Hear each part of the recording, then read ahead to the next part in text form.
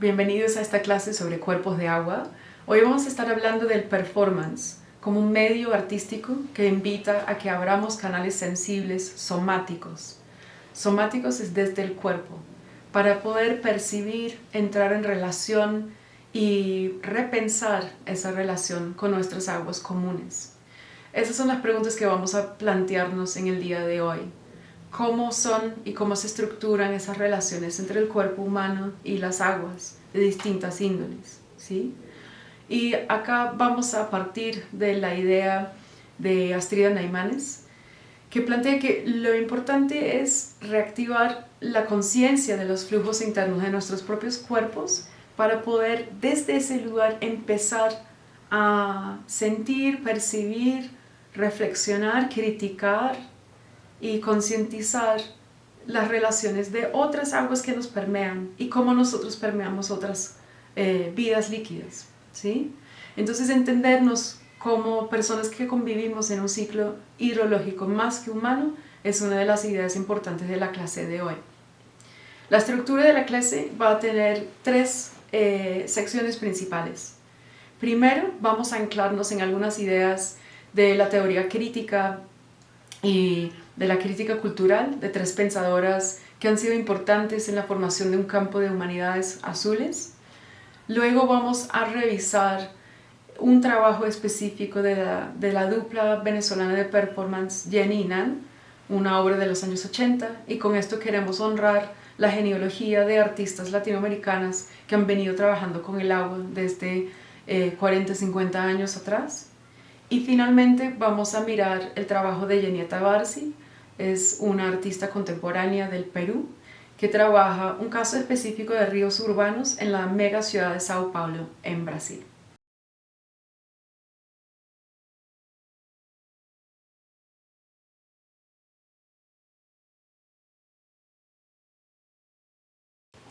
Entonces, todos somos cuerpos de agua.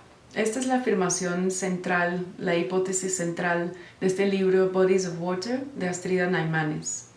Y con esto ella nos está invitando a reconocer pues, que principalmente biológicamente nuestros cuerpos son hasta un 70% de agua. El planeta también. Entonces, ¿qué podemos ganar con entender este espejismo, este espejo entre el cuerpo humano y la vida planetaria? En la primera cita que estamos viendo acá, ella dice lo siguiente: nuestros primeros antepasados eran todos aparentemente bebés en agua, retorciéndose, escabulléndose o nadando alrededor de sus respectivos mundos acuáticos. Entonces, este remontar a una historia evolutiva mucho más larga es uno de los puntos, digamos, de pulsión para esta reconexión de entendernos acuáticos, ¿sí? Y esto se refiere pues a remontarnos a los orígenes de la vida para recordarnos que siempre hemos sido otros cuerpos. Nuestra memoria celular tiene el archivo de estas otras vidas acuáticas también, ¿sí? Entonces, en este sentido, siempre hemos estado en el agua, siempre hemos estado inmersos, hemos transitado un largo proceso de salir, ¿no?, a ser seres terrestres, pero podemos sensibilizarnos hacia esa otra condición pues anfibia y líquida. Pero esta visión macro también viene con la insistencia muy importante y feminista de que el hecho de que el agua existe también significa que siempre está en un lugar y está en un tiempo. El agua está situada, está contextualizada, trae su historia, pero tiene una serie de coyunturas que forman y tensionan las relaciones que nosotros tenemos con el agua hoy y aquí. Entonces esto es súper importante porque nos ayuda a no romantizar esta idea pues más universal de la importancia del agua y nos invita a situarnos en prácticas específicas de investigación y prácticas políticas de estar en relación en el mundo. Entonces estas aguas situadas y contextuales tienen sus flujos, tienen sus ritmos, tienen sus viscosidades, tienen sus distintos tipos de salud o falta de salud. Y ese estado dinámico refleja estas condiciones estructurales que podemos rastrear, que son geográficas, hidrológicas, pero también son políticas socioeconómicas, son filosóficas y demás. Entonces la pregunta es cómo nosotros como investigadores nos acercamos a esas aguas, cómo los artistas se acercan a esas aguas para poder palpar esas condiciones específicas del agua aquí y ahora, o allá y en ese momento, ¿sí? Las cartografías críticas que vienen del pensamiento feminista como práctica y también del pensamiento poshumanista ayudan a formular estas metodologías de poder rastrear, ¿no?, esas dinámicas relacionales entre cuerpos de agua en espacios, tiempos específicos. Entonces esta propuesta metodológica nos invita a preguntar, por ejemplo, ¿quién tiene acceso al agua y quién no? ¿Quién mueve el agua? ¿Quién la detiene? ¿Quién la represa? ¿Dónde fluye el agua limpia y dónde se manifiesta contaminada? ¿Sí? Eso nos lleva a preguntas mucho más específicas. En la segunda cita, Naimanes insiste entonces en no romantizar la noción del oído común, y es algo que quisiera tuviéramos muy claro desde el inicio. Si el agua es un medio que conecta vidas, también no todos los cuerpos se relacionan de forma igual con ella, ¿sí? Nuestro cuerpo humano, por ejemplo, tiene límites fisiológicos muy claros. Si nos sumergimos en el agua, rápidamente nuestros pulmones palpan esos límites, sentimos los límites de nuestra sobrevivencia, y esto nos diferencia de otras vidas acuáticas, y la diferencia es otro elemento muy clave del pensamiento de Naimanes, ¿sí? La vida constantemente se está gestando diferente, hay lo común, pero también hay esas distinciones que marcan nuestra experiencia en el mundo. Entonces ella dice lo siguiente: la orientación de cualquier cuerpo hacia el agua como sustancia material y como ubicación geográfica sirve como un límite que determina qué medios son habitables, soportables y por lo tanto cognoscibles. Es decir, hasta qué punto realmente nosotros podemos conocer el agua como humanos, que no podemos habitar ese medio. Hay una fricción y una tensión allí muy importante para también entender el gesto de volver a un pensamiento que supera el antropocentrismo, que supera la idea de poner al humano y sobre todo el hombre blanco en el centro de la historia y en los saberes. Entonces nosotros no somos peces en el agua. Si bien en el momento estuvimos más cerca de esas formas de vida, de inmersión, ya no es así. Entonces con esto nos toca hilar mucho más fino para acercarnos a una idea del oído común. Otra pensadora que es importante y muy generosa en los conceptos que brinda para un lenguaje de pensar estas relaciones es Stacy Alaimo. Es otra crítica cultural que trabaja pensando mucho los entornos oceánicos y marítimos. Y ella formula en su pensamiento un término, un neologismo, que es la transcorporeidad. Entonces, estamos enfrentándonos a la necesidad de tener nuevas palabras para tratar de tener un pensamiento distinto también.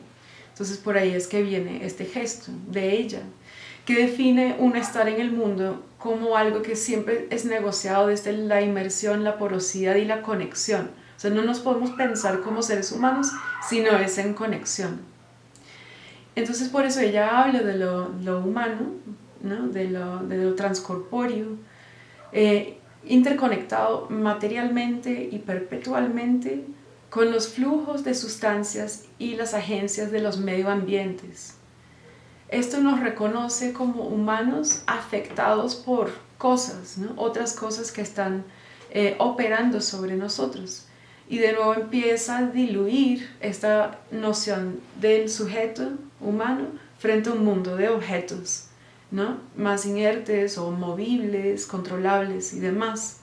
Entonces, para nosotros empezar a tener un pensamiento ambiental es clave entender que no solamente los humanos tenemos agencia, ¿sí? Nosotros no somos los únicos que actuamos en el mundo.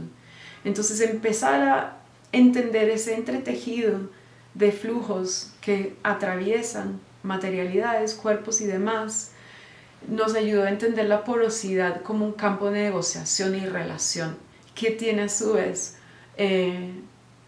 unos retos en relación a la ética de cómo nos movemos en el mundo. Pensemos en esto cuando tomamos un vaso de agua, por ejemplo. Ese vaso de agua tiene una carga de parásitos, por ejemplo, que pueden impactar sobre nuestra salud. Entonces comenzamos a convivir con otras vidas, ¿sí? Tenemos que negociar nuestra sobrevivencia con ellos, ¿sí? Entonces, la presencia de estos parásitos pueden ser el efecto de múltiples otras acciones que nos empiezan a enredar en todo un sistema complejo de causalidades, ¿no? de sistemas. Entonces el pensamiento medioambiental se pregunta por esas agencias materiales, sus macrosistemas y sus impactos discretos y particulares. O sea, nos permite atravesar distintas escalas de causa y efecto y entrar en relaciones, digamos, más sensibles con cómo se están generando eso que me impacta a mí, por ejemplo, desde un sistema mayor que viene con toda una serie de factores de agencias, digamos, que operan en otras escalas. Entonces es por eso que Alaimo insiste en la interpermeación de cuerpo y mundo, al decir que siempre estamos expuestos. Fíjense que este libro se llama Exposed, expuesto. Y con esto dice que la transcorporeidad se origina en un reconocimiento del yo como sólidamente ubicado, a la vez que niega la división entre sujeto y objeto, ¿sí? El sujeto conocedor nunca está separado del mundo que busca conocer. Entonces nuestros procesos de formar conocimiento, nuestros procesos epistemológicos son profundamente corpóreos. Son relaciones que nosotros como cuerpos nos mantenemos en el mundo y en un mundo que nos afecta. Entonces esto es muy importante de entender que desde este lugar también ella plantea el performance como lenguaje y medio estético, como un lugar especialmente fértil y generativo para nosotros plantearnos preguntas sobre cómo son las condiciones en las que el cuerpo y el mundo se interpermean, ¿sí? Cómo los lugares y los cuerpos tienen relaciones que no son divisibles, sino son el roce y la tensión y el contacto entre las condiciones del mundo y las condiciones de formación de un yo que intenta conocerlo. La última lámina que tenemos de estas tres pensadoras es de Melody Yu, que publica este libro Wild Blue Media en el 2020, Thinking Through Seawater, pensando a través del agua del mar. Y ella toma estas preguntas por las permeaciones entre cuerpos y lugares como punto de partida para un tipo de crítica cultural. Y ella insiste en la importancia de pensar en el medio líquido y más específicamente todavía en las mediaciones fisiológicas que ocurren cuando un cuerpo humano se sumerge en el océano. Y esto lo hace ella desde una postura metodológica como buceadora, como alguien que está activamente inmersa en el agua. Y esto es algo que también en términos metodológicos caracteriza el trabajo de Naimanes también. Entonces al practicar el buceo, Yu se ve expuesta, digamos, a estos límites fisiológicos del cuerpo que venimos hablando, al hecho de que un cuerpo humano, y bien lo sabemos, no puede conocer las profundidades del mar. Hay lugares a donde los saberes humanos no están llegando. Entonces ahí es rico pensar para ella cómo se plantea un pensamiento desde el mar que toma en cuenta esas limitaciones y también se pregunta qué medios creativos serían capaces de ayudarnos a acceder un poco más, pero no desde un lugar de supremacía, no desde un lugar de poder y control, sino desde un lugar de querer conocer realmente, entrar en relación amablemente, éticamente, y desde ahí, ¿qué relaciones ecoéticas, qué relaciones económicas se desprenden desde ese otro sentir, ese medio líquido? Entonces ella propone lo siguiente: el análisis específico del entorno que reconoce que surgen formas de pensamiento específicas en relación con diferentes entornos y que esos entornos son importantes para la forma en que formulamos preguntas sobre el mundo y cómo imaginamos la comunicación dentro de él. Es un planteamiento que nos está poniendo en contacto muy íntimo desde el sentir y el pensar el agua y cómo el agua puede afectar cómo formulamos conocimientos sobre el mundo. Y ella insiste tanto en el agua porque ella propone que como humanos seguimos, o el pensamiento occidental sigue pensando desde una postura de ser terrestre, más que acuático o anfibio, y que este pensamiento dominante es una de las anclas del antropocentrismo, ¿no? Lo terrestre. Entonces, al poner estos límites al cuerpo, desancla, ¿no? Esos apegos terrestres, y puede germinar otro tipo de pensamiento planetario que está más consciente, digamos, de otras formas de estar en el mundo. Ella habla de la forma en que el agua puede desfamiliarizar, desnaturalizar un pensamiento que queda muy arraigado en entender el humano como un ser con bordes secos, con control de ciertas agencias materiales. Entonces crea un campo de experimentación distinto. Entonces, con estas tres pensadores quiero que llevemos adelante algunas preguntas que podemos formular de esta forma, ¿no? Y para aplicarlas a cómo nosotros vamos a interactuar con las obras de Jeninan y con Jenieta. Entonces, ¿de qué manera su práctica de performance, la práctica de estas artistas, articulan pensamiento desde el cuerpo y desde el agua, ¿no? ¿Cómo están pensando en y con el medio? ¿Con cuáles temporalidades acuáticas nos conectan, ¿no?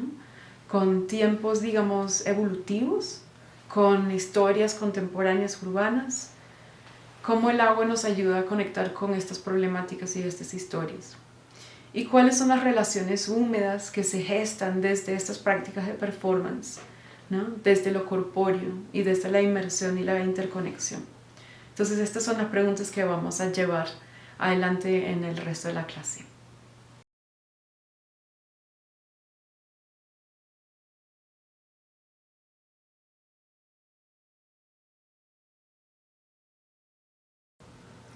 Bien, entonces ahora pasamos a hablar de las estéticas somáticas. Con esto quiero decir, las formas estéticas que vienen directamente desde el cuerpo. Y en esto nos vamos a basar en una obra de performance de Jenny y Nan, ¿sí? Entonces Jenny y Nan fueron una dupla de artistas de Venezuela activas desde el 1977 hasta el 86. Y en este trabajo de colaboración, ellas desarrollaron un arte de acción en el cual encarnaron distintos estados fluidos de viscosidad, de cristalización. Realmente tenían una articulación muy fina desde sus cuerpos, pensando distintos estados del agua, ¿no? El agua no es siempre fluido. Entonces ellas estaban evocando esos procesos de gestación, de metamorfosis material, que también materializaban los límites de lo permeable y también pensaban lo contingente en la materia y en los medios. Entonces es muy interesante revisitar pues, el cuerpo de trabajo de ellas, porque empezamos a ver muy tempranamente una forma muy sensible de interactuar con el medio líquido, como veníamos hablando. Ellas se basaban en una formación corporal muy rica, muy fina. Jenny practicaba tai chi, Jenny el yoga. Con esto venía la meditación, venía también el arte de la pranayama, que es una forma de respiración integral al yoga. Y estas prácticas somáticas que ellas ya tenían informaron mucho su obra y cómo fue el proceso de imaginar el performance. Recordemos que el performance en este momento que están trabajando es un medio relativamente nuevo, están haciendo. Entonces ellas tenían una forma bastante intuitiva, dicen, de plantear estos procesos y estas obras que hacían con los elementos, con el agua, con la tierra, con el aire, con la sal. Entonces, en estas prácticas lo que es común en su trabajo es ver cómo desde estas prácticas corporales y de respiración, entraron en estados casi de trance y ellas mismas usan estas palabras. Con esto querían activar una memoria celular. Una memoria celular es un fundamento del pensamiento somático, es decir, nuestros cuerpos son un largo archivo del desarrollo de la vida en el planeta, como también son el archivo discreto individual, pero también familiar, ¿no?, de nuestros linajes personales como seres humanos. Entonces de nuevo tenemos estas temporalidades que se expanden y se contraen en el tiempo y nos permiten viajar a través del cuerpo a esos lugares. Entonces esto es importante porque ellas, a través de esta idea de la memoria celular, logran vincular una escala micro, ¿sí?, con una escala macro. Y eso yo siento es una invitación a que nosotros con su trabajo nos podemos ir a varios lugares. En 1981 ellas crean un performance que se llama Integraciones en Agua. Y esta es una obra que fue presentada en Caracas, en Sao Paulo y en la Bienal de París. Entonces quiero que veamos un poco cómo se desenvuelve este trabajo de performance con la documentación de esas acciones. Entonces, en esta iteración de la obra, estamos en una galería, estamos con un público asistente y hay colgando varias bolsitas de plástico llenas de agua. Y en estas bolsitas hay fotografías Polaroids de las dos artistas. El público tenía la opción de entrar en este espacio y empezar a palpar estas bolsitas y mirar las imágenes. Y pues había un envase, una suerte de piscina de plástico improvisada llena de agua en el medio de la sala. Allí entran las dos artistas, vestidas ambas con una licra de cuerpo completo negro, y ellas se meten en el agua y empiezan ellas a moverse, a estirarse, a tocar los bordes del plástico, a moverse, a poner sus caras muy cerca de este entorno que les está creando una posibilidad de inmersión en movimiento, al mismo tiempo que les está generando una contención. Entonces en estos movimientos empezamos a ver cómo se quitan la licra, la capa negra. Ellas hablan de esto como quitarse una carga de lo humano. Y ya vestidas de este traje blanco, pues siguen sus movimientos dentro de la bolsa. Hay una tensión muy interesante que se crea en esa inmersión, que es que ellas pueden estar completamente debajo del agua, como también hay un límite en esa inmersión completa que hace que tienen que salir y empezar a respirar, ¿sí?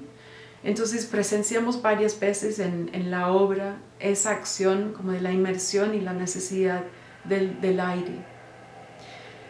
Hacia el final de la acción, ellas ya empiezan a tocar los bordes y empiezan a perforar esta piscina, si se quiere, hasta el punto en que abren una brecha y ellas se vuelcan al piso con todo el agua que genera este desborde hacia el público. El público también se moja, el público que está ahí nomás, sentado en el piso. Ellas emergen de este medio líquido, se ponen de pie y luego se retiran de la sala. Dejan al público en la sala, pues con el piso lleno de agua y viendo estos murales, algunos murales de Polaroids que tienen muchas imágenes de ellas en el agua y que son un registro de documentación de esa acción muy viva. Entonces, es importante detenernos en los detalles de cómo se da este performance, porque nos empiezan a dar claves de cómo podemos pensar con esta experiencia somática de estar en el agua. ¿Qué está pasando ahí con el cuerpo?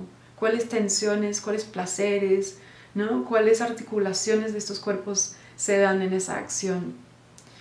La acción es algo que ellas ensayaron varias veces en sus estudios antes de performarlo para el público. Eso también es importante saberlo. Podemos pensar que esto es netamente intuitivo, pero no fue así. Entonces es una obra que fue supremamente pensada. Ellos estaban pensando mucho con el agua para la preparación de esta pieza.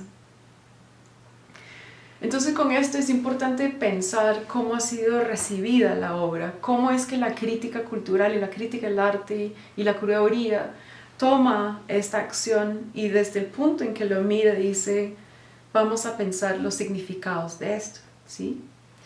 Y algo cuando leemos la crítica sobre esta pieza que podemos muy rápidamente entender es que hay un marco interpretativo de esta obra que insiste mucho sobre su dimensión femenina, de la mujer como gestora de vida, de esta obra como la representación de un nacimiento, de unas aguas uterinas que vienen pues de esta piscina recreada en la galería. En estos análisis solemos encontrarnos con lecturas de la obra que proponen el agua como un símbolo transparente de lo femenino, de los orígenes, del nacimiento, de la transformación y del renacimiento. Y leemos pues el entorno plástico y líquido como un gran útero de fluido amniótico. Ahora, es muy importante entender que las mujeres son gestoras de vida, son cuidadoras de vida. Como también es muy importante entender que la vida no solo se reproduce en medios líquidos exclusivamente uterinos, tampoco. El agua y la vida tienen múltiples formas. Entonces, planteo para nosotros que la idea de que este trabajo es un simbolismo transparente de lo femenino como gestación de vida puede hasta acortar las resonancias que tiene esta obra, las invitaciones que nos hace a pensar más allá de lo humano también. Y pienso que si nuestra tarea es salir de lo antropocéntrico, dejar de pensar en los humanos como el centro de la vida planetaria y la gestación de vida es importante. Entonces, ¿cómo podemos sentir y pensar esta obra más allá de esos anclajes? Pues es interesante que son las artistas, ellas mismas, que nos dan muchas pistas muy generativas para pensar en esta línea. Hay un artículo de prensa que publicaron en 1982, es decir, justo después de esto que acabamos de ver, que ya anunciaba la presentación de integraciones en agua en la Bienal de París. Entonces, en esta nota de prensa, las artistas describen la obra en una dimensión evolutiva, en una temporalidad que no se limitaba a la gestación como de la vida humana, que sabemos tiene sus ciclos, ¿sí? Sino que se remitía a la escala planetaria y hasta cósmica de la conexión entre vida y agua. Entonces, vamos a detenernos un poco en cómo ellas mismas describen la obra. Ellas hablan de trabajos, de ensamblajes de agua conceptos, es decir, agua conceptos, ¿sí? Están pensando realmente en y con el agua, están pensando en la materia como en sí una formación, una formulación de pensamiento, un saber que se está haciendo, el agua como materia, no la razón solamente, ¿sí? No el H2O. Es otro tipo de reflexión la que proponen. Luego hablan de simbolismo real, significado de origen, relación directa con la acción viva, acción y reacción de un concepto, derivantes transformables. Yo aquí siento que están hablando de algo muy concreto, es decir, hay un simbolismo que no está pasando por la representación de lo que nosotros entendemos por la gestación de una vida. Están diciendo que la materia en sí simboliza y encarna lo que es la gestación de vida. Es el agua en sí lo que nos está dando la clave de un significado de origen. No es necesario representarlo, es accionarlo, es relacionarse, es tocarlo. Y eso es algo muy potente en lo que ellas crean como una metodología de arte de acción y que podemos ver y que pueden ver en otras obras de ellas. Entonces la materia en sí es un campo de significados tangibles de origen. Y luego hablan de un lenguaje de comunicación de conceptos que se producen, entrelazamos los orígenes de la supervivencia, dicen ellas. Entonces hablar de sobrevivencia es también hablar no solo de lo que potencia la vida, sino lo que inhibe, acorta, pone en peligro a la vida. ¿no? Hay una tensión acá interesante, que es lo que veníamos viendo en este gesto de ellas necesitando salir al aire del agua, ¿no? Hay una tensión de sobrevivencia que, de nuevo, no nos permite romantizar esta idea de este entorno plástico hidro común, ¿sí? Pasan otras cosas ahí en tensión. Luego hablan de seres vivos involucrados directamente con el agua. Es una especie de diálogo de relación entre el propio medio. Un diálogo de relación entre el propio medio, no hay separación, estamos dentro, no hay una afuera, ¿sí? Entonces, en ese estar afuera, no hay una posibilidad de objetualizar el agua como otro, como objeto, desde yo sujeto, sino estamos en relación y nos estamos interpermeando ya de una vez. Entonces, ¿qué pasa en esa acción? ¿Cómo nos movemos allí? Esas son las principales preguntas que ellos están formulando y no insisten en estas condiciones de relación y en el performance como un espacio de articulación de relación, de tocarse y de ir en esos contactos con mucho tacto. Entonces acá podemos estar presenciando una obra muy aparentemente abstracta, pero al mismo tiempo con esta sensibilidad somática desde el cuerpo tenemos que preguntarnos cómo nos contactamos con otros, cómo nos contactamos con las aguas con las que nos relacionamos. Y eso esencialmente es una reflexión ecoética, política, social, económica de la dimensión hidrocomún. Entonces, más allá de este texto que acabo de compartir del 82, en entrevistas, conversas mucho más recientes, las artistas siguen pensando, ¿no?, con este cuerpo líquido como una forma de activar esa memoria celular en formas que son muy generativas, ¿no? Nos ayudan a entender parentescos acuáticos más allá de lo humano, parentescos acuáticos posibles que nacen en hidrocomunidad, ¿no?, que son especulativas al final, ¿no? Nos invitan a imaginar nuestra relación con el agua. Y eso puede ser lo muy cotidiano, ¿sí? Si abrimos el grifo, llenamos un vaso de agua, si nosotros ya nos estamos disponiendo a pensar nuestra relación hidrocomún, pues empiezan a formularse preguntas sobre dónde viene esa agua, ¿sí? ¿Cuáles son las condiciones de esa agua? ¿Qué le tiene que pasar para que sea potable? Entonces este énfasis que ellas tienen en el ensamblaje, el origen, la relación directa, en la descripción de su práctica, demuestra cómo se sumergen ellas en interfaces sensoriales de sus cuerpos, de un lugar muy íntimo, pero cómo eso puede expandirse a otras escalas. Y en una conversación reciente que sostuve con Nan González, que fue parte de esta dupla, ella dijo que la experiencia y la sensación de estar dentro de esas bolsas gigantes llenas de agua era que entrabas en una especie de trance, algo extraordinario, dijo, prácticamente meditativo, pero en movimiento. Entonces, de nuevo, es el cuerpo activo que está creando esta posibilidad de un pensar distinto. Entonces, la obra como acción es lo importante, no tanto lo que representa en cuanto útero femenino de fluidos amnióticos, es el accionar, es el moverse, es lo que pasa en vivo. Entonces esto lo que nos demuestra es que el modo performático acá es somático, ¿sí? De una forma quizás mucho más articulada que otras iteraciones performáticas, ¿no? Hay una muy fina atención a lo que está pasando al cuerpo en el medio líquido, a las membranas, ¿no?, las pieles plásticas o humanas que ahí están permitiendo esa relación que se da. Y hay una acción supremamente introspectiva, ¿sí?, meditativa, dice Nan, y de interocepción, es decir, de un pensar hacia adentro, dónde estoy ubicada, cómo me estoy moviendo y con qué. Entonces, esas son las relaciones húmedas de las que habla Astrida Naimanes, ¿sí?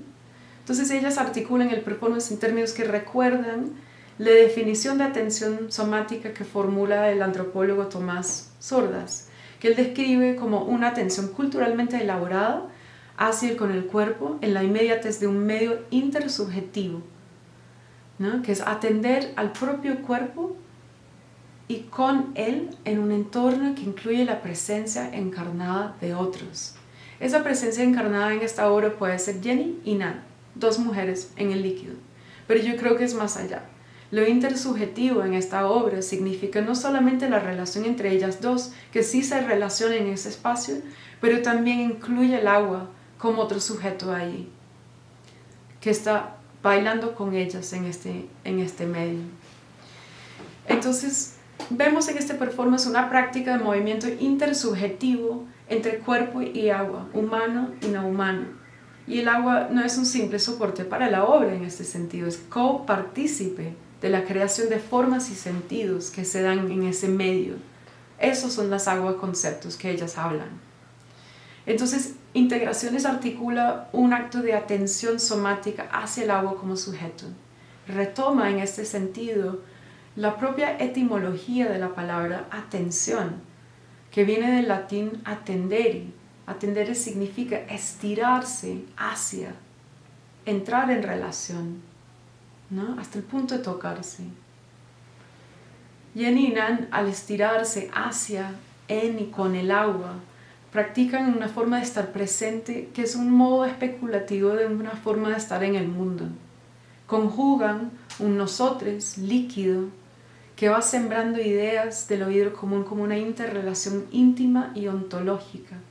El agua como sustrato del devenir de la vida y no solo de lo humano. Entonces, de nuevo, y para concluir esta sección con sordas, esto significa atender a y con el cuerpo al medio, incluyendo la presencia corpórea de otros, en este caso las aguas. Es un voltearse hacia, un estirarse hacia el agua como cosujeto en un mundo hidrocomún.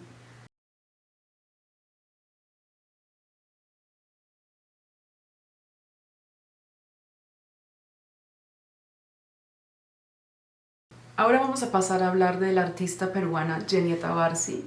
Genietta está radicada en Sao Paulo y Helsinki.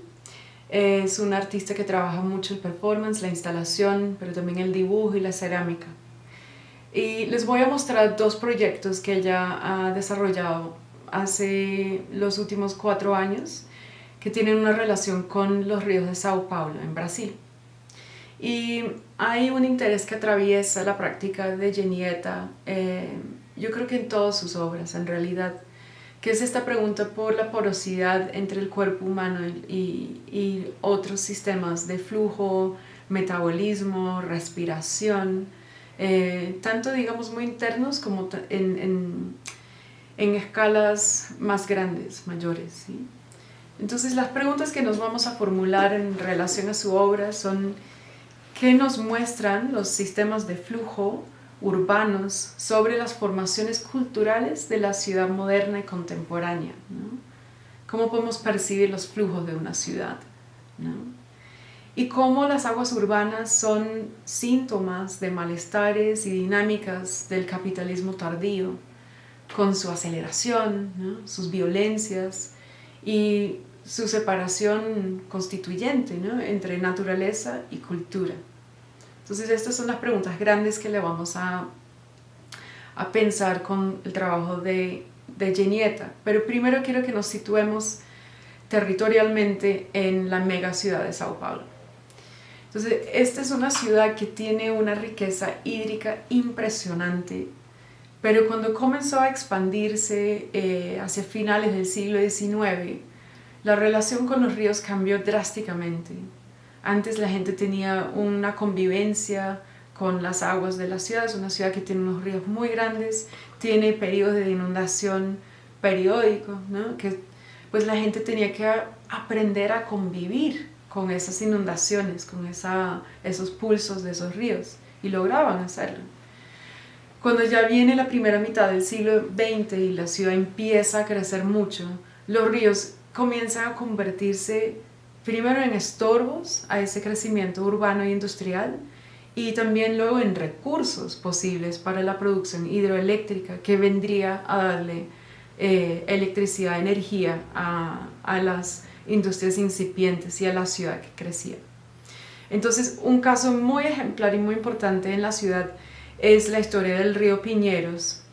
que atraviesa toda la ciudad y que fue rectificado, canalizado y hasta se invirtió el curso, el fluir del río, invirtiendo este curso para que pudieran sus aguas nutrir, bombearse hacia otra parte de la ciudad, a una represa creada, que se llama la represa Billings, creada para surtir de aguas a las hidroeléctricas que estaban siendo construidas en Cubatao, en la Serra do Mar, cerca de la costa. Entonces, la transformación de este río por parte de la Light, la compañía eléctrica, no solamente pues disponibiliza estas aguas para la industria, sino también disponibiliza terreno posible para construir edificios, predios, casas.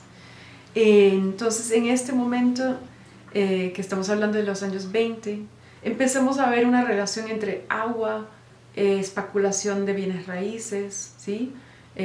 Capitalismo y crecimiento urbano, donde los ríos, pues es que hay que usarlos, hay que volver productivas esas aguas.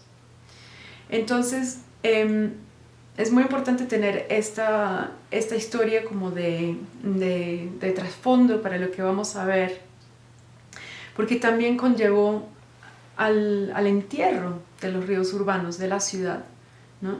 Se habla de 3 ríos principales en la ciudad, pero son miles y miles, son cientos de arroyos, de quebradas que atraviesen esta hidrografía.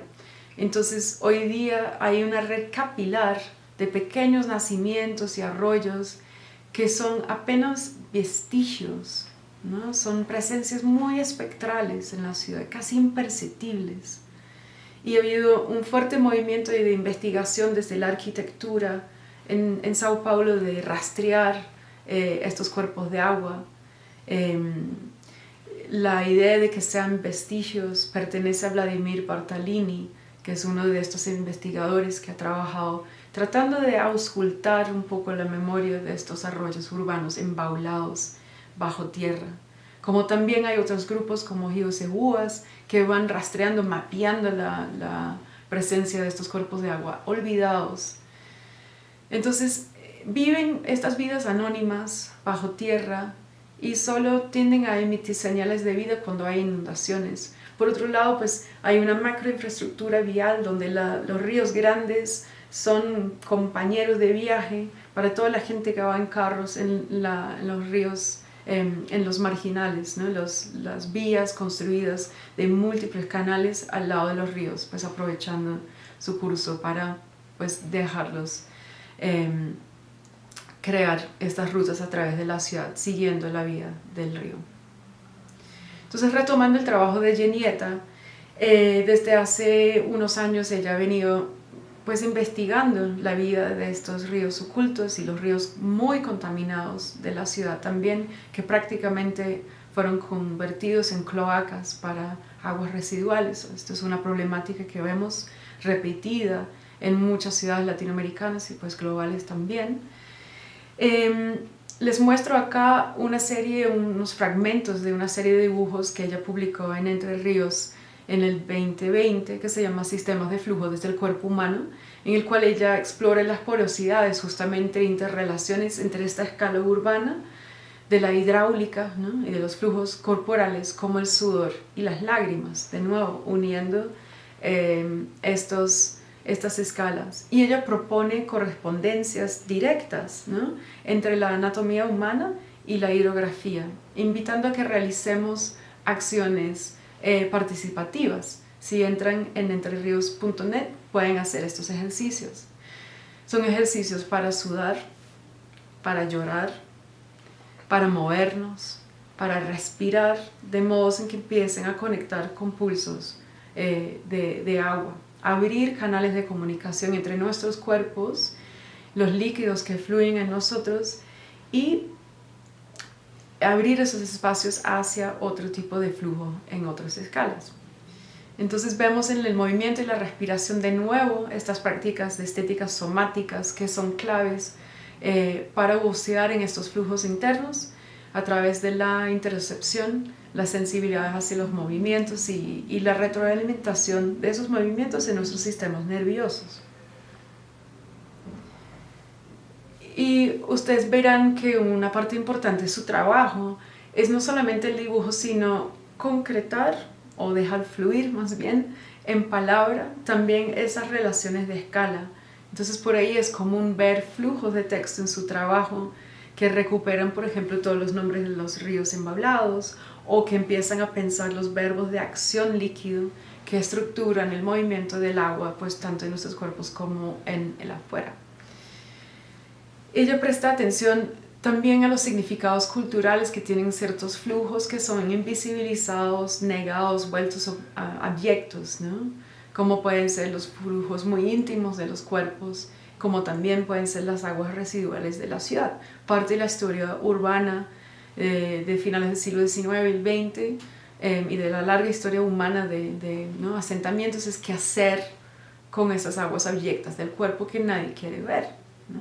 Entonces, ¿cómo pensar en esas hidráulicas a la escala social y política y urbana? Es otro de los ejes del trabajo de Jenietta. Porque el sudor, las lágrimas y los modos que transpiramos nosotros por nuestros poros, la piel, los ojos, todos estos son modos en que nos entendemos como seres líquidos, ¿no? Y también son modos en que entendemos la cualidad de nuestras relaciones hidrocomunes, ¿no? Nuestras relaciones con los otros. Entonces, es interesante pensar esto en que siempre somos más que uno, vivimos en relación, nos afectamos mutuamente y nos desbordamos constantemente en otros. Entonces, ¿cuáles son los valores que rigen la visibilización o invisibilización de nuestras aguas? ¿Cuáles aguas son dignas de ser vistas? De retener su cuerpo presente en espacios públicos, de manifestarse.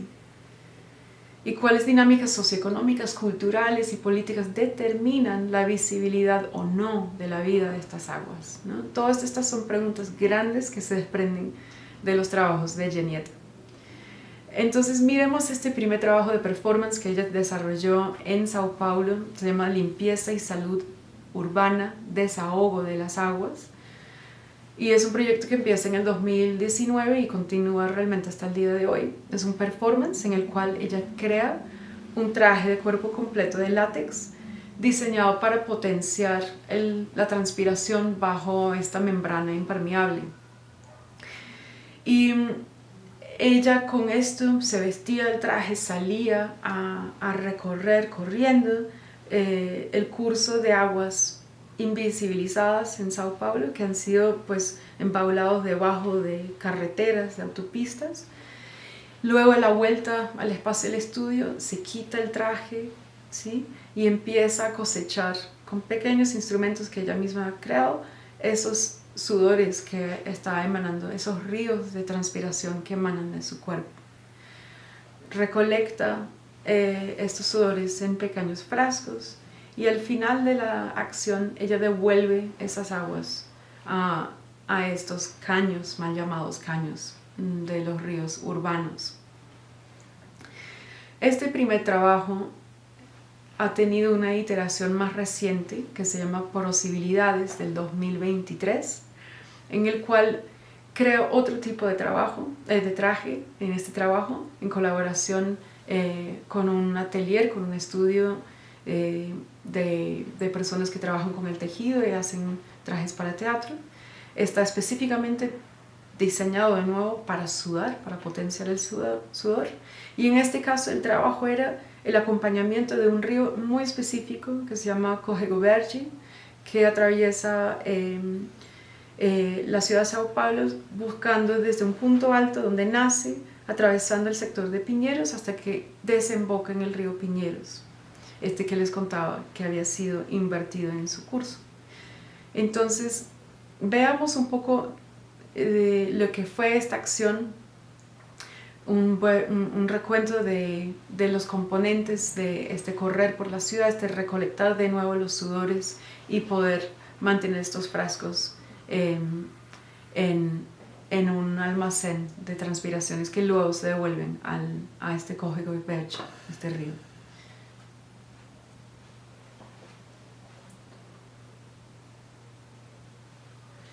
Entonces, con este video lo que entendemos es un poco la articulación de la acción. Dentro de la sala hubo una serie de obras también que tenían que ver con la piel como un medio líquido, como el cuerpo es una articulación en gestos que no necesariamente son previsibles, si bien son reiterativos, ¿no? Y eso lo vemos en el trabajo que tiene con la cerámica, y en la cual pues nos invita a pensar la piel como un medio líquido en sí. Nuestra principal membrana de relación con el mundo es la piel, es el lugar de negociación y mediación de los intercambios. Entonces ahí pues nos invita a pensar con la bailarina y pensadora Erin Manning, que piensa la piel como una topología porosa, en un libro que se llama Siempre más que uno, donde dice, ¿y si la piel no fuera un recipiente, ¿no? Si la piel no fuera un límite en el que comienza y termina el yo? ¿Qué pasaría si la piel fuera una superficie topológica porosa de innumerables estratos potenciales que ordenan la relación entre diferentes medios, cada uno de ellos una multiplicidad de adentro y afuera? Y esto es lo que estamos viendo en el trabajo de Jenietta. Es un razonar aguas íntimas y comunes para recuperar el cuerpo como un terreno de acción individual y colectiva que mitiga la amnesia, ¿no?, en la que están sumergidos los ríos urbanos, abriendo posibilidades o posibilidades, como ella dice, de reencuentro con esas aguas olvidadas dentro del tejido urbano. Entonces vemos ahí el cuerpo articularse en estos gestos pues móviles, no tan productivos, no tan previsibles y ordenados, ¿no? En líneas de fuga que salen de los sistemas de flujo que tiene la ciudad. Entonces vemos acá el registro de las obras en sala, qué pasa cuando se vuelve y se recolecta esa transpiración, cómo quedan las aguas pasadas por los embudos, que nos invitan a pensar realmente la interrelación entonces entre lo que expiro, transpiro, sudo, y lo que a la escala urbana salen también de nuestras casas, ¿no? Si el cuerpo es la primera casa, la casa es ya a una escala mayor, ¿cuáles son esas aguas que nosotros estamos contribuyendo a esos ríos, ¿no? Y cuál es la salud de ellas y cómo nos podemos pensar en relación con esas aguas olvidadas? Entonces finalmente el gesto que cierra la exposición es la entrega de los sudores al río, un acto que ritualiza la comunión de las aguas, del oído común, creando una paréntesis en el sistema de flujos donde la hidráulica impuesta por Jenietta, es decir, este sudar exacerbado dentro de los trajes, esa extracción de las aguas corporales y represarlos en estos frasquitos, ¿no? Esta hidráulica que ella crea imita otras técnicas hidráulicas que se articulan a gran escala en las ciudades y en las hidrografías circundantes de Sao Paulo, ¿no? Y todos sus usos infraestructurales, ¿no? ¿Cómo empezar entonces a crear ese canal para pensar esos procesos? Porque en últimas los ríos son canales para transportar aguas residuales y esa es su triste realidad, ¿no? Son insumo para las hidroeléctricas, son cursos que trazan por donde pueden ir los carros y los camiones dentro de la ciudad y así. Entonces el acto final de Porosibilidades como obra en ese sentido abre una brecha en esa instrumentalización del agua y esa invisibilización del agua. Verter, ¿no?, como con sumo cuidado estos sudores de vuelta a estos canales olvidados y profanados hace surgir, ¿no?, una pregunta sobre cómo relacionarnos de otro modo con esas aguas. Y con eso se conecta tanto con lo que está pasando en este momento en Sao Paulo, que es un movimiento ciudadano de reconectar con estas aguas en distintas plataformas educativas, artísticas, musicales, de carnaval, que muestra también cómo el trabajo de Jenietta se articula dentro de una energía de reconexión con aguas urbanas profanadas y malsanas, que nos da también mucha esperanza y alegría pensar que desde las bases eso se está creando como